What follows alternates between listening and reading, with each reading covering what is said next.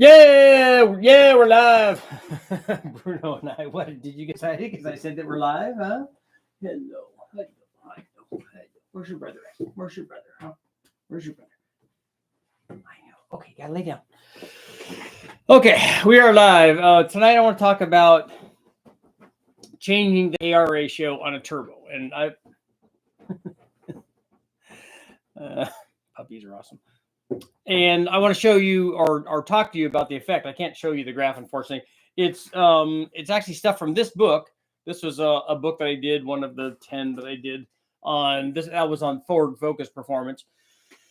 And one of the tests I did, we ran a few different focus motors on with turbos and different kinds of kits. And we had what was this one? This was an F-Max. One of them was an F-Max kit. One of them was an innovative turbo, had a dedicated header. In fact, Kenny Duttweiler, that was on loan from Kenny because he had it on a system that he did. And we were able to use it.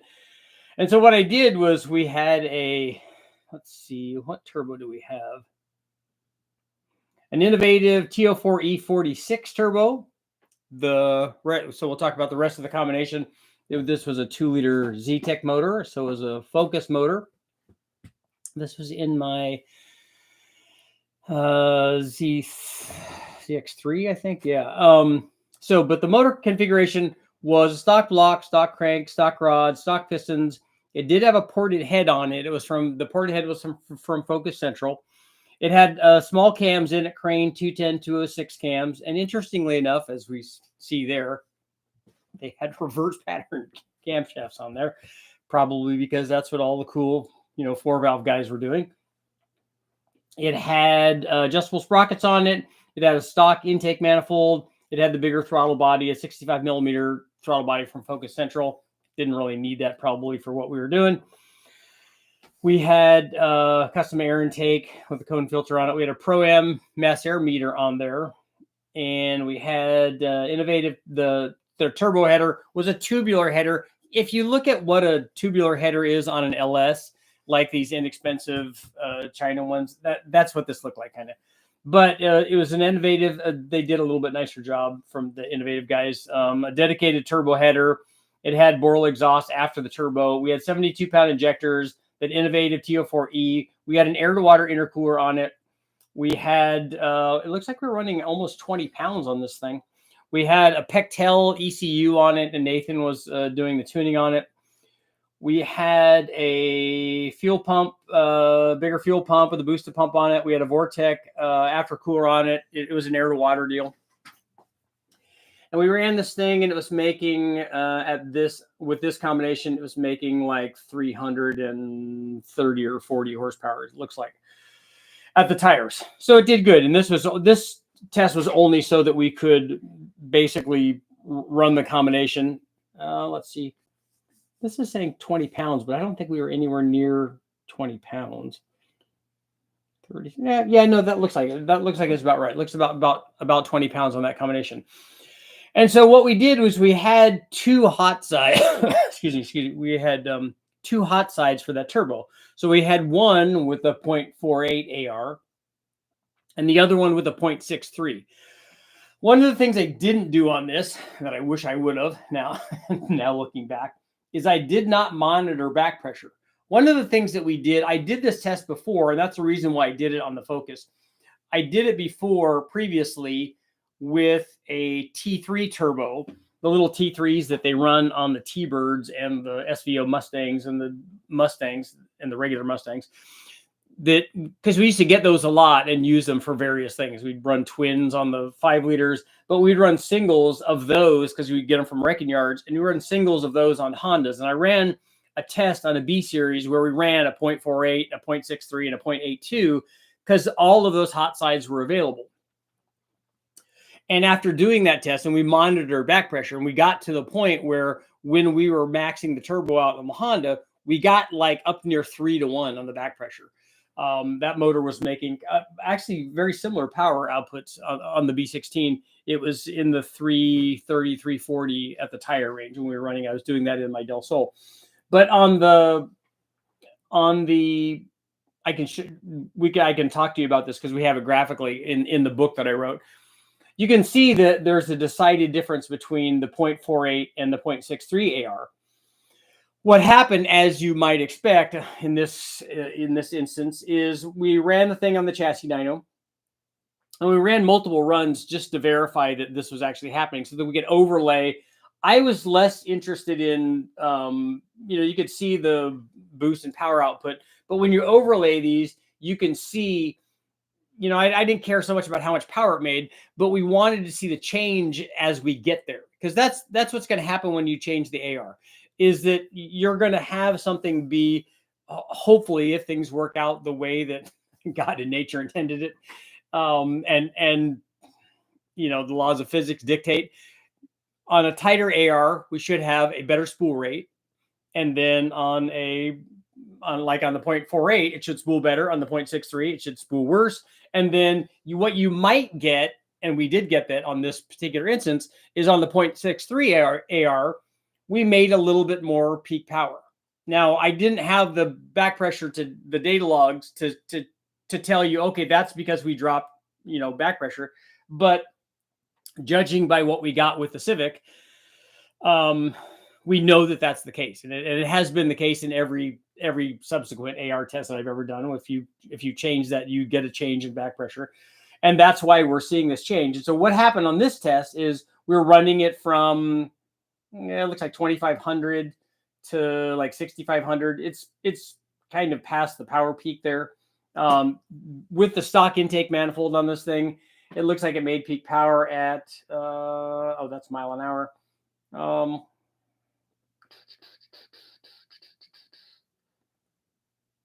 That's at 5,500 RPM or so. So, but on the 0.48, responded a lot better. So it spooled up, the turbo spooled up, so it was making more torque from at the very bottom all the way up to about 4,500 RPM before the 0.63 AR finally, had achieved full steam. And then the 0.63 actually made a little bit more power on the top. So it carried a little bit better, and it's not a lot. You're talking about, I think that's 7 or 8 horsepower at the tire. It's not a lot. The torque down low is pretty significant while you're spooling, because, if you nail the throttle and you're talking about not very much power, but the differences there are quite a bit more. You might have 20 foot-pounds or so down low. It's quite a bit. So there's definitely a signal change from the 0.48 to the 0.63, and it did this time and time again. So we know that it was a function of the turbo actually doing this. And the other thing to think about is, when we're doing this kind of test, what other things could be affecting this? So for instance, we had a good exhaust on it because we had the header on there. So would we see less of a difference when we ran the F-Max, the CAS kind of turbo manifold? Would this thing be less responsive because of that? Because we had a good exhaust. Now the turbo itself really is the restrictive thing. If we had a more restrictive exhaust, would that be a problem? If we had it before the turbo, if we had a more restrictive exhaust after the turbo, would this be less effective, or would there be less of a change? And then also the consideration for this is, we're running a fairly high power level for this TO4 E46 at 350 at the tire or so. I don't know if we're getting near the limit of that turbo. Maybe on this motor. This is also a 2-liter motor, but the B16 was making more power, and it was a smaller turbo, which is why we saw a really big change in back pressure on that combination. But it's interesting, and on the Focus motor, it did kind of exactly what we expected, which was nice. And when I saw that, I immediately wanted to do more tests. I'm like, okay, it's doing what it's supposed to. So that makes me nervous, because the dyno testing doesn't always cooperate. So I made sure that we made lots of runs. Yes, it seems to be doing this every time, and there's no change in air fuel. There's no change in timing. There's nothing else that's affecting that. So I made sure that I went over the data I had Nathan show me the data. I'm like, I want to see it. Okay. I can't tune a Pectel, but I can look at it and go, yeah, it has 10 degrees here, 15 degrees here, 20 degrees here. I can look at all that stuff. So I just wanted to make sure that we were getting kind of, true readings here. And it worked out very well. We ended up doing this thing. And in fact, with that header and a much bigger turbo, and then we had our own standalone water tank and fuel pump and everything. We made, I think this thing went a bit over 500 at the tire, so it made good power. We did a few more things to it, but that was a good test. And we ran a bunch of turbos or a bunch of turbo tests on this thing. We ran at different boost levels. We ran at 5 pounds, 7 pounds, 11 pounds, 12 pounds, 18 pounds. This one was about 20 pounds. So we did a lot of cool stuff and got to the point usually where we taxed one thing or the other. Okay, we're running out of clutch. We're running out of in the tank fuel pump. We're running out of lots of stuff. But that car was that Focus that I had with that little F-Max kit at it, even at like 7 or 8 pounds. It had on that system, we had a Pro-Am on it with different size injectors. The meter matched the injectors. We didn't tune the factory ECU or anything. We just did that. We had a crane ignition on it that I think we could retard, the timing. And that worked out really well. And then I tried testing with and without the reference line to the fuel pressure regulator. It was actually a lot of fun stuff. I forget about some of that stuff until I go back and read that. And I'm like, oh yeah, that was a lot of work, but it was also super cool. Start a poll.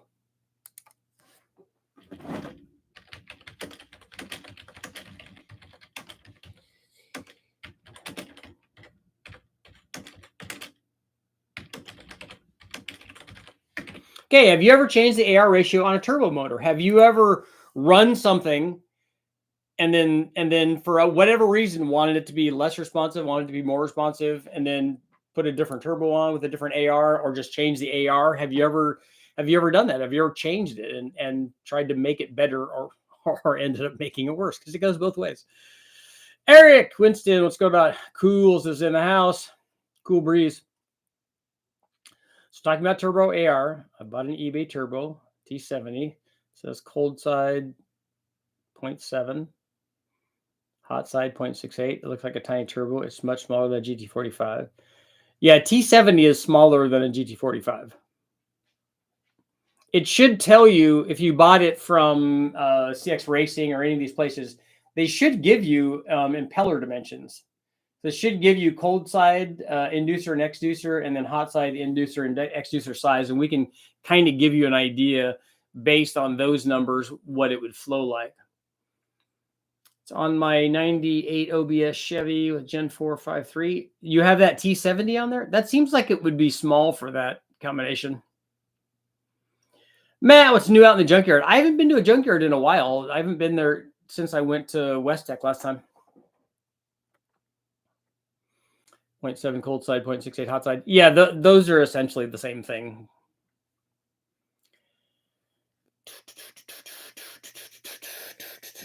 Did you ever get a compression ratio of the L33 with a truck Norris in it? I wonder what mine is exactly. I just know from the stock G3 4.8 with the 1800 salt, I was getting 14. Did I ever get a stock compression ratio? I don't know what you mean. My GT45 looks physically 3 times bigger than the 7875. I thought it was tiny and wrong too, but the GT45 was just big. I think the GT45 is like 69 millimeters. 427 LS, twin 6266s, precision. How much spring can I put on the gate? How, let's forget about that. How much power do you want? Are you trying to max out those turbos? LSX 427, twin turbo, 3,200 pounds, turbo 400, LS7 heads, 246 cam, too big to street drive. Did you say it's a twin turbo? I don't think you need that much cam with the twin turbo 427, but it will work. I mean, that's a good size cam, but it's a pretty big motor too. Is it a manual? Oh, it's a turbo 400. And I'm sure it has a converter in it, right? Moving to 5.7 with a truck Norris cam and a 26 to 2800 stall, I get about 10 or 11.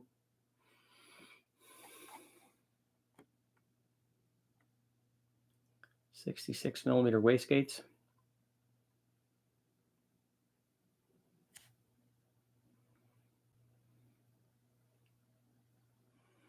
Just wondering if it's too small. Only want to make 8 to 10 pounds. I'm surprised that it even makes 10 pounds on your combination, but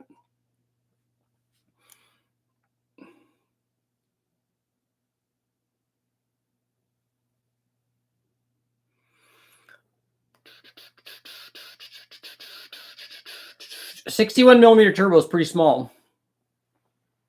At least it is for the stuff from China. So if we figure that a 70mm on the GT45 thereabouts is like a 750 or 8, or so let's call it a 750 horsepower turbo. I'm just wondering if the 5.7 needs a richer spray of fuel compared to a 4.8. What do you mean by richer spray of fuel?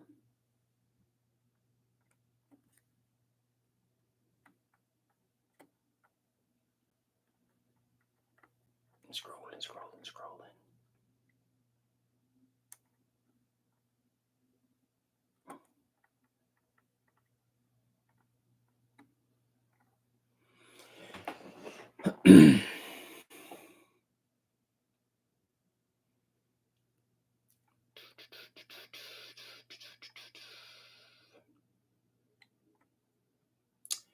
Made 785 at 5 pounds. It made 700 at the tire or at 700 flywheel. Did you ever run the motor naturally aspirated? Do you know what the 427 made by itself?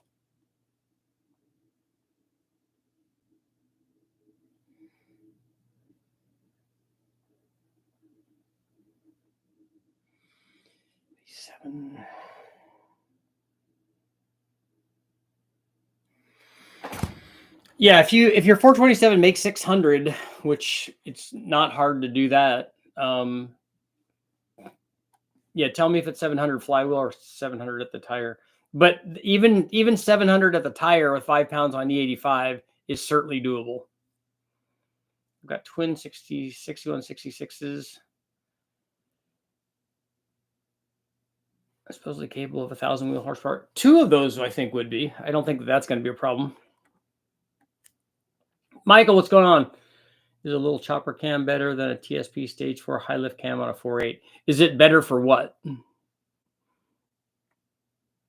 What are you trying to do? Just add boost. That's right, Matt.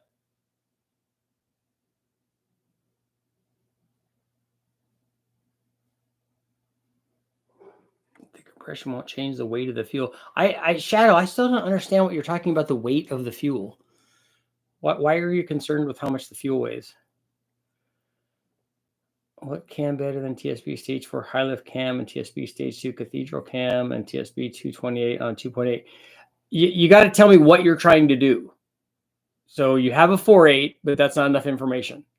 What car is it in? What transmission is it in? What are you trying to do with the 4.8? Are you trying to make as much power as you can and you don't care about drivability? Are you trying to make good average power? Are you trying to tow with it? Do you want to idle nice? You got to tell me what's going on with the 4.8, and then I can steer you to a cam that will do the thing that you want it to do.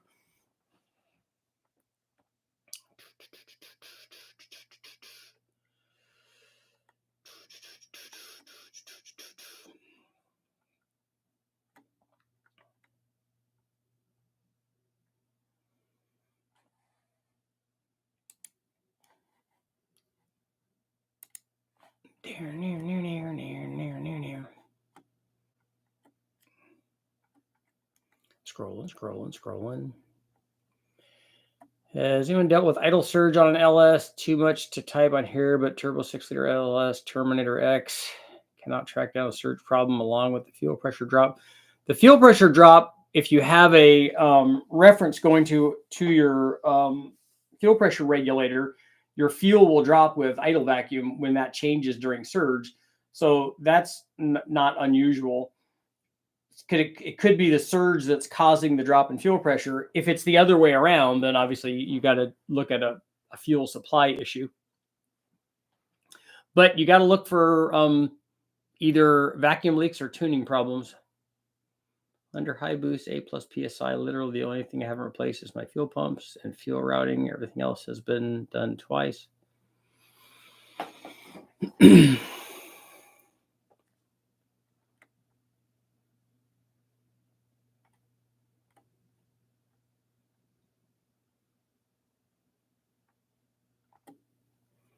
Jordan, I was thinking on the knock, which I have done. The 4.8 had 862s. This one has 243s. I had an interesting test on a 1.5 liter engine going from 4.8 to 8.6.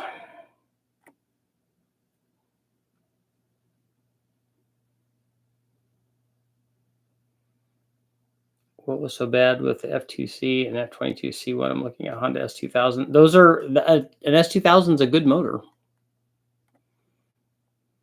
Running GT3076 on a 1.5 triple cylinder, 4.3 or 4.8, was choking it bad, overheating the exhaust pipes. I melted the wastegate diaphragm twice. A triple cylinder, what motor was this? And the 3076 on a 1.5, even with a 0.48, should not do the thing that you're talking about. Matt, the smallest turbo I've ever used is the little one that's on the Chevy Sprint turbo. I think it's a little IHI turbo. Hypothetically speaking, if you had two 600 horsepower engines and one was supercharged, the other was turbocharged, would they respond differently to hot weather? Yes, they would. Because the boost supplied by the supercharger is going to be fixed because it's a pulley ratio thing, whereas the turbo will self-adjust to environmental changes a little bit. Spool wasn't changed noticeably due to effect of pump jet was on the engine load. Top end opened up tons, ran way colder. Was this on a watercraft or something?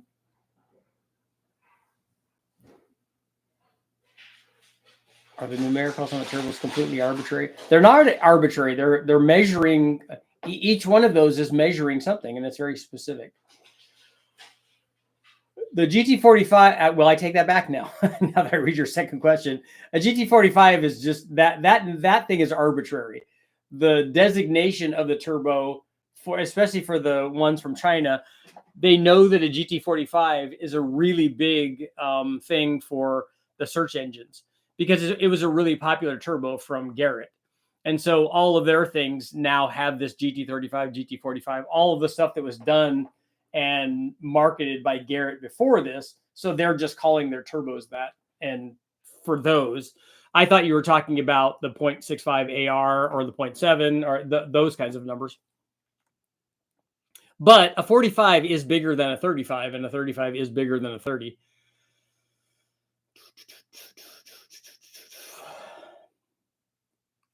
That's a size turbo I'm running on a 351. It's a twin turbo, though. Yeah, twins, obviously, you get away with smaller stuff.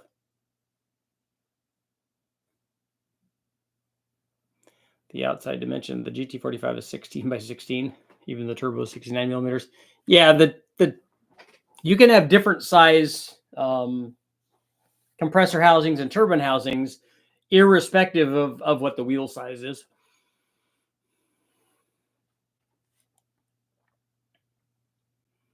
I had a 50 millimeter T3 turbo on a 4-liter Jeep, weighed 22 pounds before it checked a rod. Yeah, and the amount of boost that a turbo makes is a function of the naturally aspirated power and the RPM and you could call it the displacement of the motor, but it's actually the power output, because you could have a 4-liter, like a 4-liter, an Atlas motor that makes 600 horsepower NA or something, and then a 4-liter Jeep motor that makes 125 horsepower. Those two are not going to have the same amount of boost from the same turbo.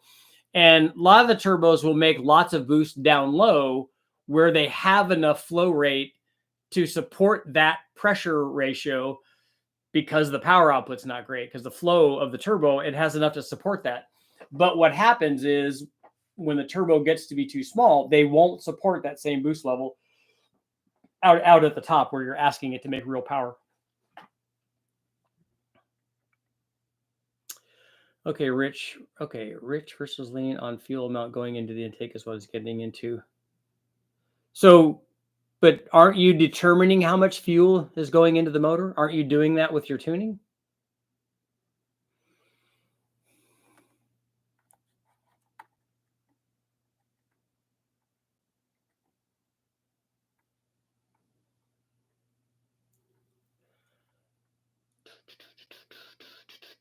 Will this cheap eBay T70 make boost on a 5.3? Only looking to make 8 to 10 pounds, or will I need a GT45? Yes, it will make boost on a 5.3. I don't know what your 5.3 is. I don't know how many mods you've done to it. But if you're asking it to make 10 pounds on a cammed 5.3. So if you took a 5.3, put something like a Truck Norris or my Lowbuck truck camshaft in it, 0.69, and ran 10 pounds on it, that'd be over 700 horsepower. If you had good fuel and timing and, you know, an intercooler and stuff, and all that was working. So a T70 might not support that. So you might not be able to run 10 pounds on that. You know, on pump gas, when you take all the timing out of it and you're not asking it to make very much power, you might be able to get away with that. I myself wouldn't put a T70 on a 5.3. I want to gain great horsepower with great drivability.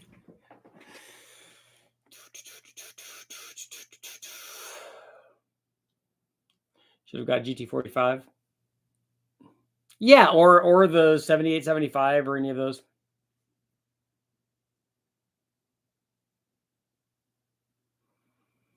My mods reported throughout Trailblazer SS 3600 stall, bigger injectors and throttle body. Okay, now I got to go back and try to remember what your question was.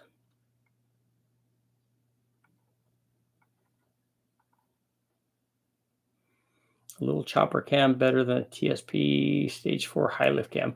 I don't know what the specs of those two cams are. So, and then did you tell me what you're trying to do with that?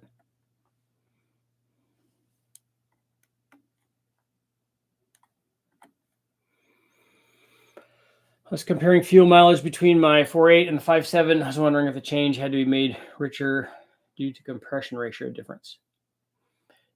Is the motor running under closed loop? If it's running under closed loop and you're talking about fuel mileage while you're driving part throttle, the computer will do that by itself.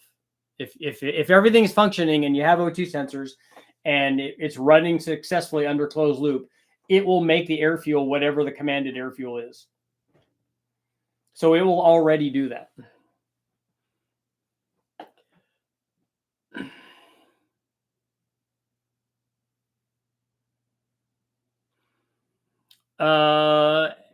Andrick, I don't remember any. I don't recommend any of those camshafts for a 4.8 if you want great drivability.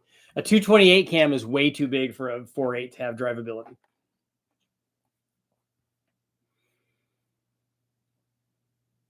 Uh, 242 horsepower at 8,000 is what made the S2000 great.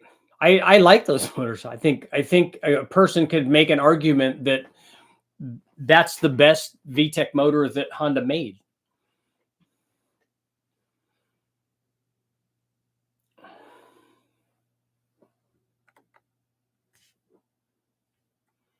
I'm the kind of person who would 2J swap an S2000. It would certainly be a lot heavier. The triple cylinder was a Rotax jet ski. Yeah, that's why I was asking if it was a. It sounded like you were talking about it being a built for offshore racing, runs between 8,600 and 9,000 RPM, currently set for 800. Well, in that application, I wouldn't recommend a tight AR on what is essentially a super high stall converter, because that's what a jet does. When you nail the throttle, the RPMs go way up and then the jet flow catches up. So you don't have to have the same kind of response, I don't think, that you do on a street that you do on that application. So I don't think a tighter AR is the way to go for that.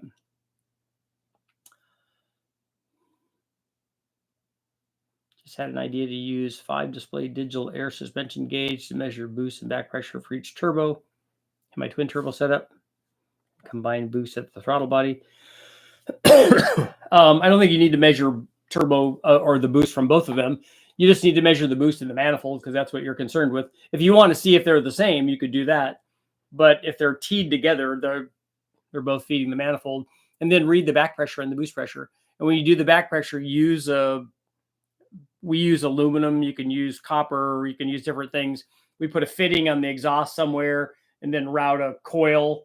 And then we run a line off of the coil. And then that way it doesn't melt the hose that you're using. Kyle, what's going on?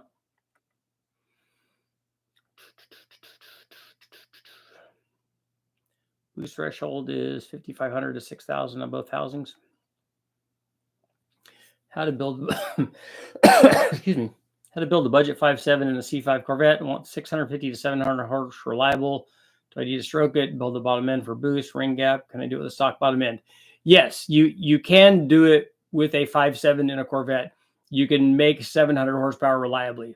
You can do that with ring gap and a cam and then boost. I don't know, in the Corvette, it's going to be hard for you to fit a turbo in there because there's just not a lot of room. So you're probably going to have to do some kind of blower on there. But yes, you can put a Kennyville twin screw, a Magnuson. I'm sure TVS probably has something that kind of, the 2650s is probably that available for it. You could put rear mount turbos because turbo packaging in that Corvette engine bay is just difficult. But or ProCharger, Vortec, all of those guys have centrifugal blowers for those, and that kind of power level is not hard to do.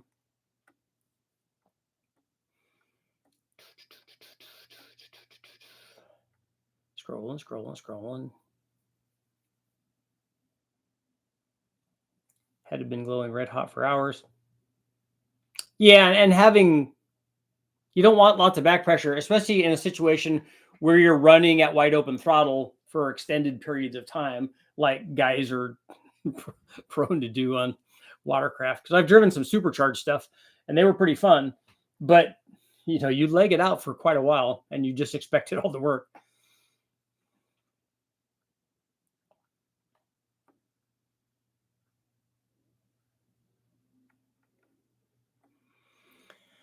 Seen some of your videos. Has the turbine housing air become larger? The back pressure, boost pressure, equal point goes lower in RPM range. I don't know what you mean by thoughts. It had me right till then.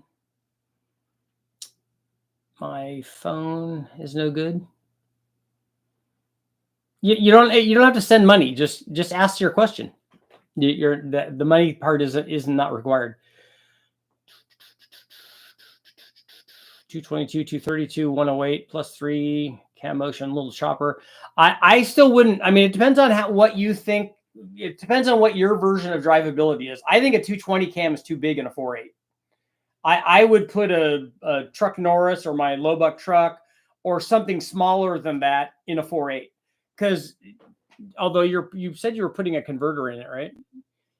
Let me look and see what your converter is. Near.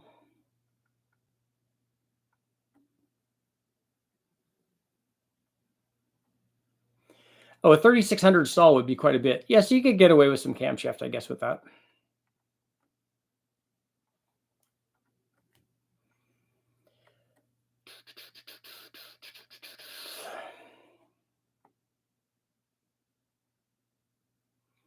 Do you believe a 351 Windsor GT40 heads and F303 cam with twins can live at 650? I do, with good fuel in it.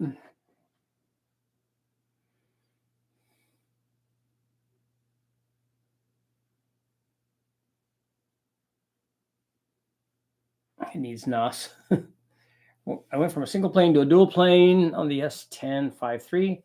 Going back to the single, the dual hits too hard down low, just spins the single. There is a big change in not just low speed power, but through most of the curve on the dual plane compared to a single plane on a 5.3. If you run the conventional single plane, dual plane stuff that they have from Edelbrock or Holley.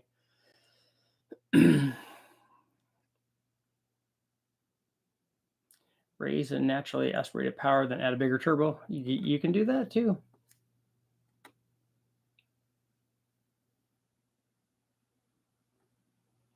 Mr. Flimflam, what are you doing? Well, thank you, but just ask your question, man. What is your question?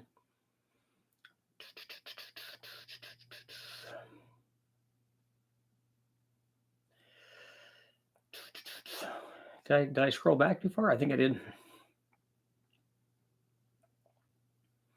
Thinking about changing the AR on my 7875 on my stock 5-liter, the 0.96. Feels laggy on the street. Takes about half a second on the track. Yeah, but do they have a smaller hot side for that on that 7875? Do they have something smaller than a 0.96? It seems pretty already fairly tight for a turbo that's that big.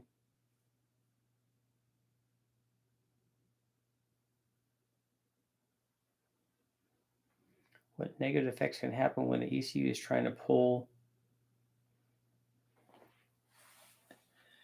15 to 25? Are you talking about, is that a percentage that it's taking out? Because that's way too much. I mean, it shouldn't be adjusting by that much. If that's 15 to 20% closed loop like compensation, that seems like a lot to me. When we tune something on the engine dyno, and I don't normally run it in closed loop anyways, but if we did, we would get it to where we would allow a swing of maybe 5%, and that's it. We don't allow it to adjust any more than that, because once we dial it in, it's not going to adjust any more than that, because it's never, and if it does, then you know something's wrong, that you have a broken spring or a rocker or some other kind of misfire situation.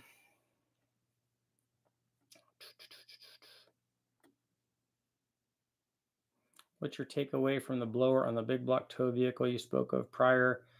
Have new stock crate 98 Chevy low mileage. Should I turbo it, cam it, or find a bigger cubic inch?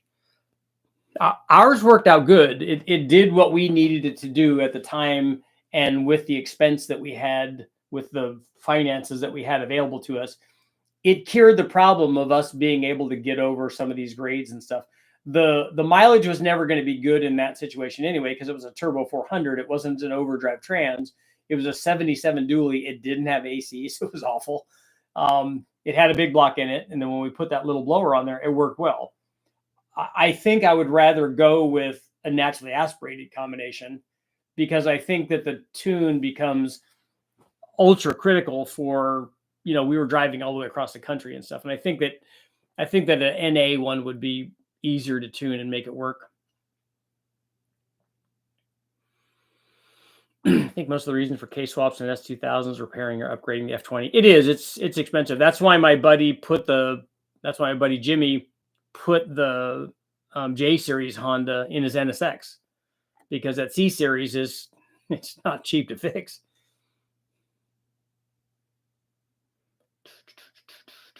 Stock rate 350. 5.3 as a stage 1 Summit cam. Still new to hot rodding.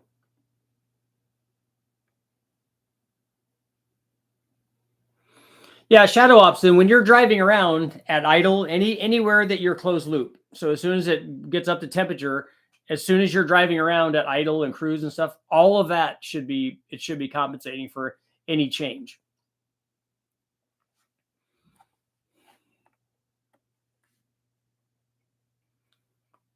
What about a 223, 226 cam motion for the 4.8? Yeah, you probably could run either one of those with if you have a 3600 stall converter in it, you probably could run either one of those. Because if you have a 3600 stall converter in it, you're asking the thing to make power up top. You don't care about 2000 RPM or 2500 or even 3000, it looks like. So you don't care about that on the 4.8. So either one of those cams would work fine for the 4.8.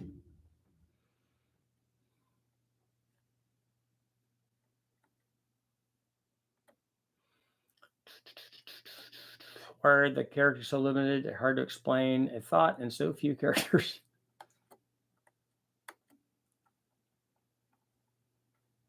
Scrolling.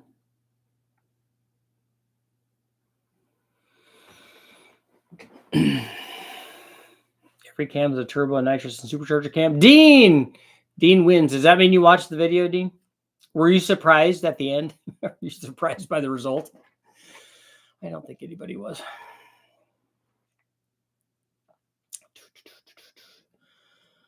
Better off with a beefier gearbox.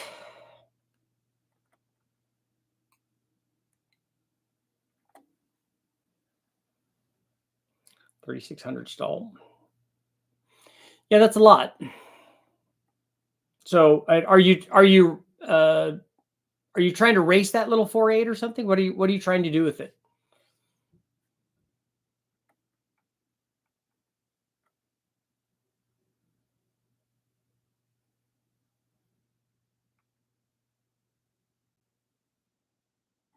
Dean just uses emojis. I have an ABE 46 BMW, the GM transmission. Used parts from a Cadillac. Trying to boost an STS.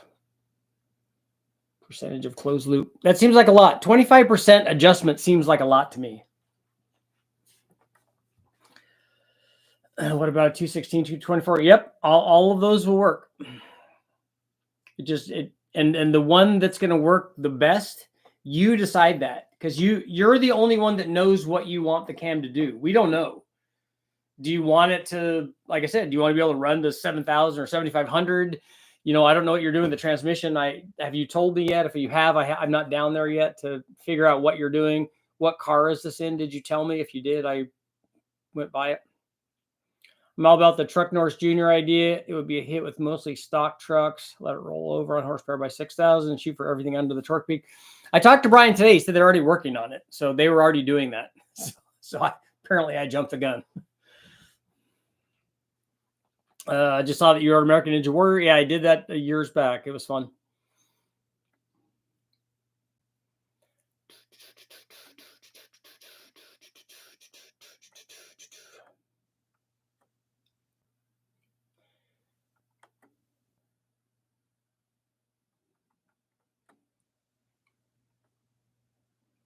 Steam turbo comes with a 6.8 or a 0.81.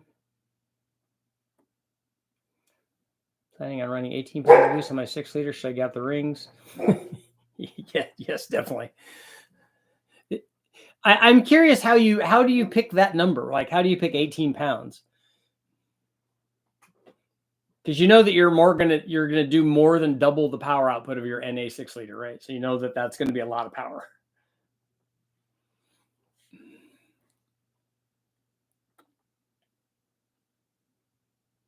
And get 93 for fuel any day of the week. Plan to run 8 to 12 pounds on GT40 heads once my 408 with Pro Max 210cc heads are done. I'll run no more than 15 pounds. So we've already stepped up our game from 8 to 12 to 15 now. That's how boost works, man.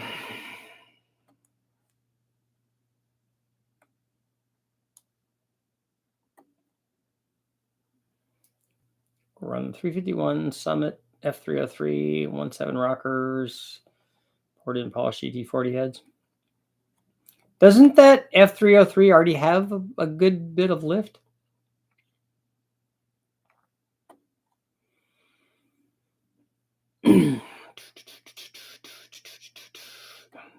Yeah, the dogs are downstairs.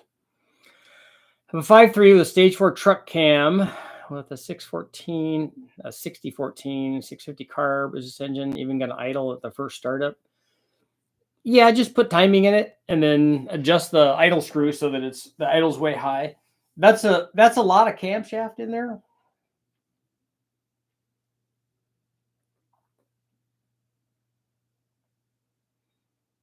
What's the stage for? So 206, 212, 218. So it's 224, 232, I think, something like that.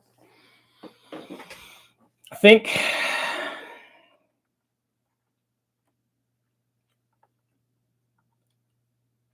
Yeah, Andrick, if you I just need information so that I could tell you what's going on. because there's no one camshaft that works better than every other camshaft. There's no, and even between those two camshafts, one of them may make a little more power on top and a little less power down below. Well, if you're the guy that cares more about the little bit more power down below than you do about the little more power up top, then one of those is going to be right for you and the other one's not going to be. The reverse obviously is true too. So that's why somebody that's talking to you about camshafts like me would want information to help get you the cam that you want. There isn't one cam from any one manufacturer that's better than everything else. The best cam for you is the one that achieves your goals, and we just need to know what those are. Once we know what those are, I've done enough testing to tell you what kind of cam will achieve that. There. Yeah, 540, 550, 540. Okay. I don't think no thermostat would create an overheat, but a lot of hot rod people say the water can't be going too fast to the radiator or it will overheat. Maybe you shed some light on this. Yes. I don't know if they're worried about it going through the radiator too fast or they're worried about it going through the engine too fast. So you need time for heat to transfer from the heated surface to the coolant medium, and vice versa in the form of the radiator. You got to get the heat out of the water in the radiator and transfer it to the radiator, and then the radiator takes it out into the atmosphere. So you have to have time for that to happen. I myself have never seen a no thermostat situation. The one thing you have to do on any modern car is you definitely have to block the bypass valve if you're going to take the thermostat out.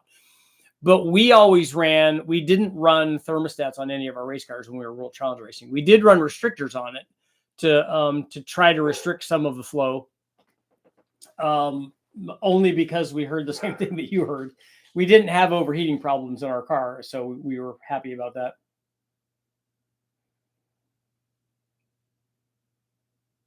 Do you think a 0.81 or 0.68 would be faster at the track if the 0.6 takes half a second to spool?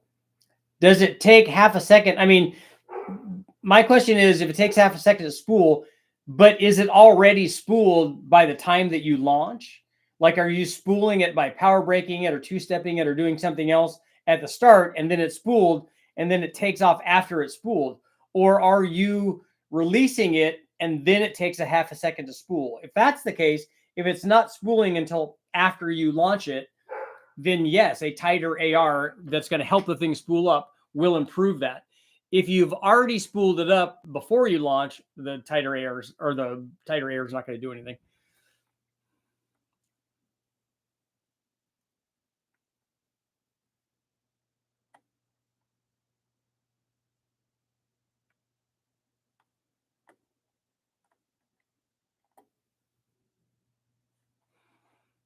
I watched a good Chuck Norris video clip today. It was Chuck Norris telling the Chuck Norris story, which was awesome.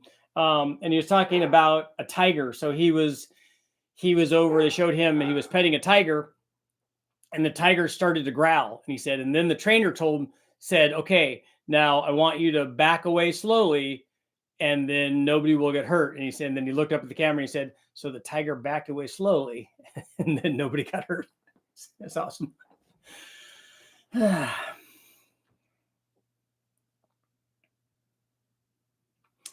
Seeing the specs on this cam, how comparable is it to the 274 cam? 226, 234. I think it's 224, 232. So that one's a little bigger probably, right? So it's more.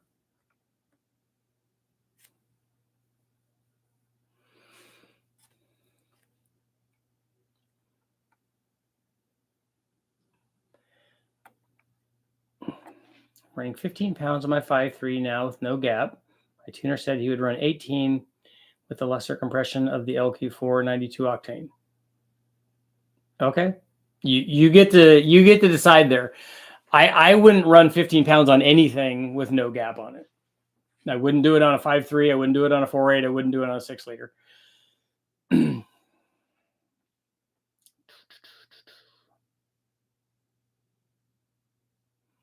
But wouldn't the coolant temp gauge not read hot if the block is getting hot and not the water?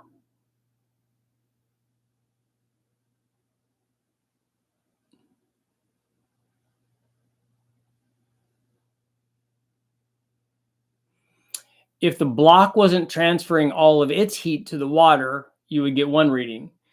If the water wasn't transferring all of its heat to the radiator, you would get a different reading. Can you take a bigger cam and move the power and torque peaks down with a dual plane instead of a single plane manifold? Yes. The real question there is, and this is always yes, is that does a single plane and a single plane and a dual plane make power?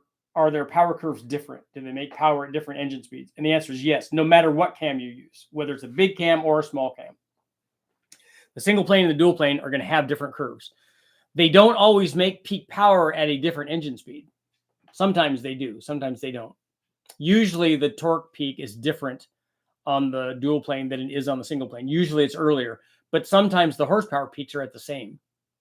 Sometimes the single plane's a little higher.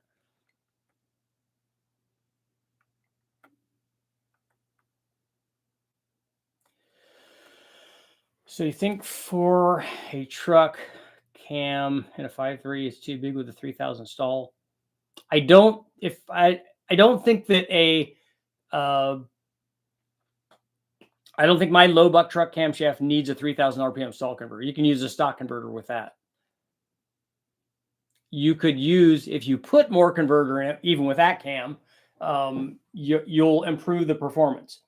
With a 3,000 stall converter, you could put a bigger camshaft in it and still be fine.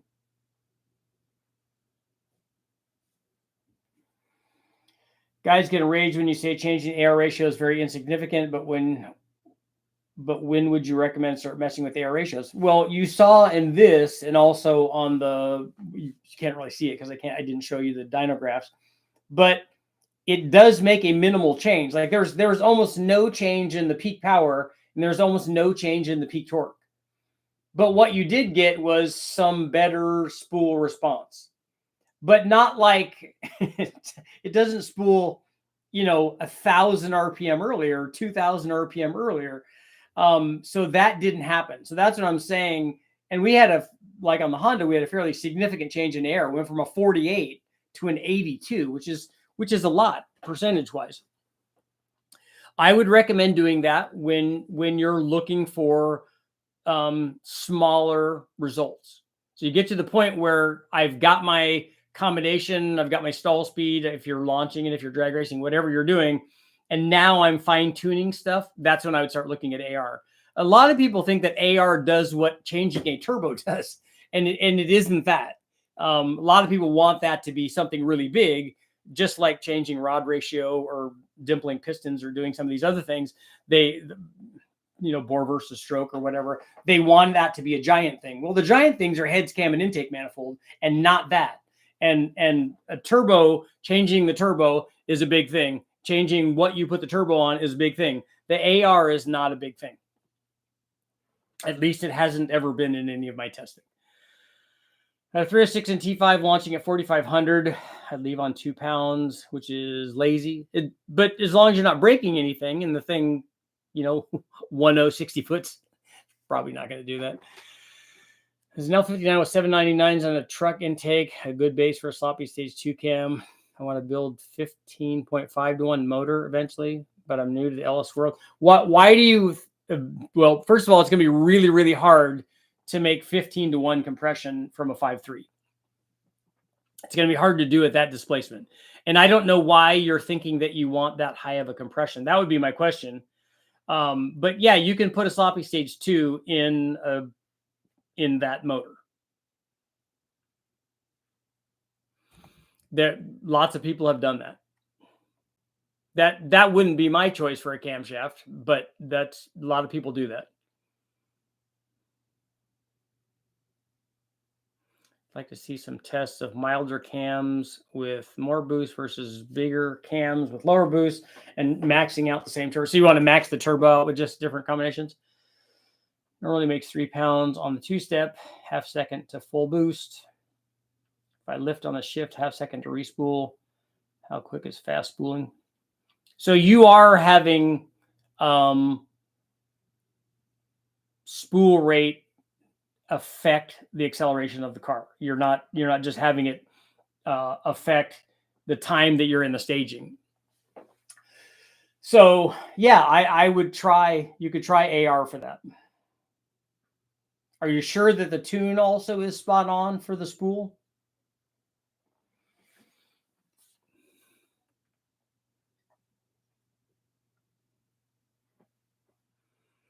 What is the Big Bang Genuine Coyote?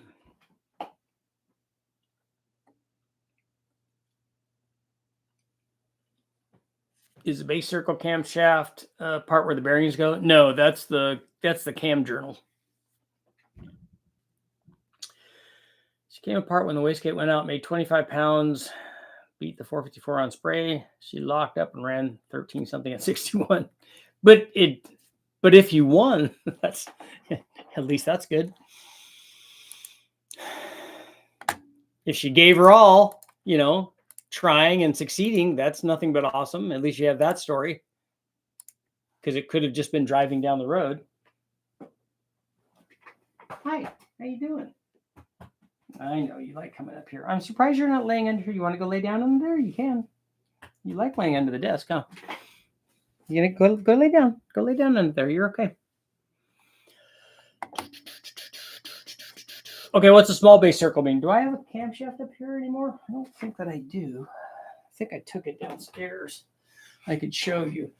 So if you look at the middle of the camshaft where the lobes are, imagine if you could just take the lobes off, and then that would be the base circle. So you could shrink the base circle down, and you'd still have the same lift. It's just relative to the base circle.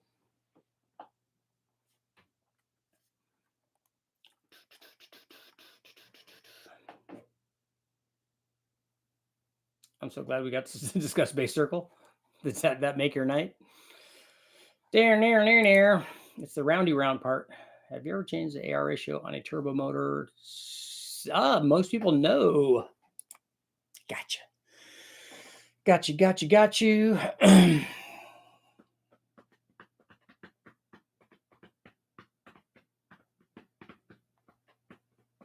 Sometimes they do that you can do that for rod clearance.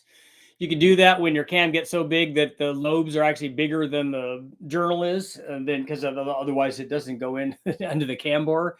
There are some things that you could do there. Then if you put a smaller base circle in, you have to adjust that with push rod length, lifter length.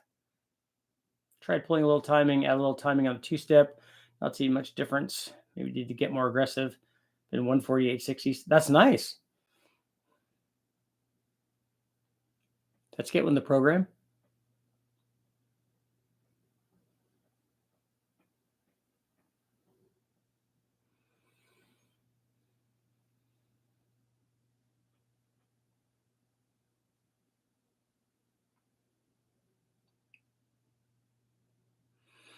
They warn you about base circle. Well, the one thing you need to consider when doing base circle is how does it affect, like on an LS, since it's a bolt down rocker, how does that affect push rod length? Because if you change the base circle on the cam, which there are some variations in base circles, even among production cams, there's variations of base circles. And so if you change that, you're going to change what push rod length you need. Lucky for us, the change in base circle on most of these camshafts is not very much. And the amount of leeway that a standard travel lifter gives you is a lot. And so usually it stays in the range of usefulness of the adjustment of the lifter, because you could have, anywhere from like a quarter of a turn to a turn and a half of preload on the lifter and still have everything work fine. That gives you the length change in the push rod that you can get away with.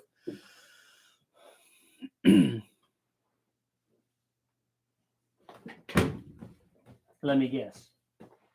Do you know when the hour's up? Is it do you have an internal clock?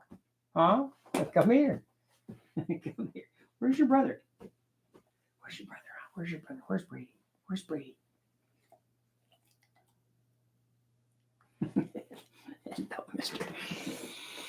Two-step really helped my WRX, I would imagine.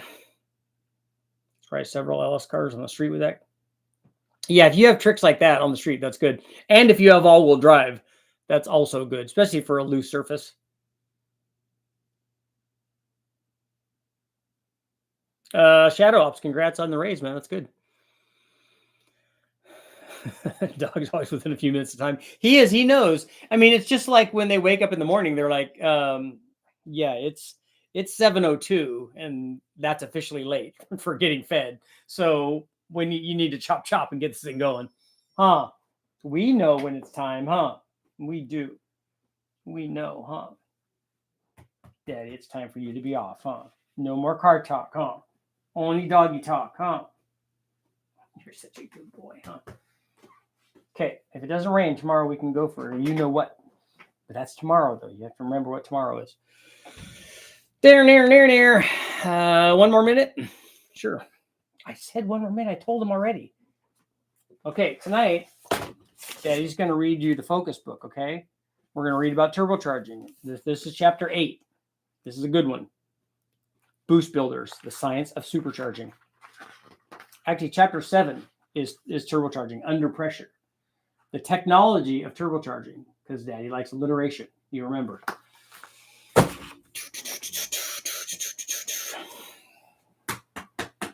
Hello, mister. He's a good boy. They both are. They're both awesome. No more questions? Anybody? Bueller? DYNO verified results. Ford Focus handbook. I need a little focus again. I need a little turbo one.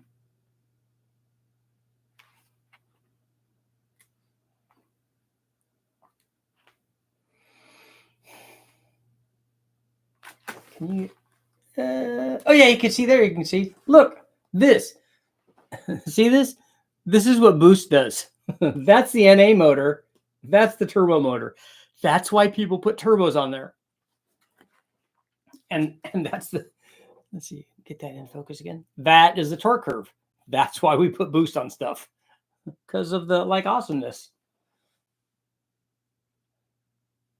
So it went from 130 foot-pounds to 200. You'd feel that. And it went from 120 horsepower to 200. That's a lot. You notice that all of a sudden, because 120 at the tires is just in a car that's a fairly heavy car. But when it's 200, it's a lot more fun. Should I gap the rings at 18 pounds? Yeah, I would have gapped it long before that. What cam should I run in C5 with a blower? Probably I would look at a BTR hot rod cam, I think, for that. Or 4-8 Windsor questions tomorrow. All right.